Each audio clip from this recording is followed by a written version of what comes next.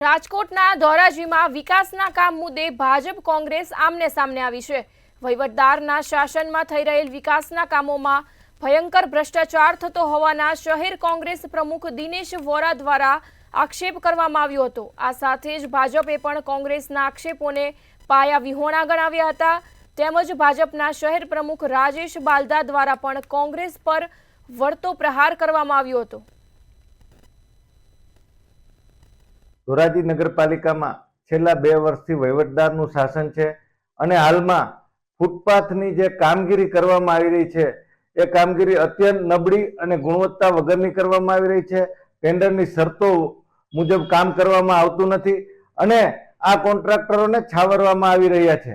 આમ જોઈએ તો લોકમુખે એવી પણ ચર્ચા છે કે આગામી નગરપાલિકાની ચૂંટણીઓને લઈને ભારતીય જનતા પાર્ટીના આગેવાનોએ આ કોન્ટ્રાક્ટરો પાસેથી ફંડ પણ લીધેલ છે, જેથી આ કામગીરી નબળી કરવામાં આવે છે તેવી લોકમુખે ચર્ચા પણ થઈ રહી છે। આ છેલ્લા 2 વર્ષમાં ભારતીય જનતા પાર્ટી દ્વારા ઉપર કક્ષાએ રજૂઆત કરી અને ધારાસભ્યને સાથે રાખી અને ધોરાજીના વિકાસમાં મોટા કામ કર્યા છે। મોટા જે કંઈ કામ બાકી હતા કોંગ્રેસના શાસનમાં એ મંજૂર કરાવી અને હાલમાં ઘણું ધોરાજીનું સારું કામ થઈ રહ્યું છે।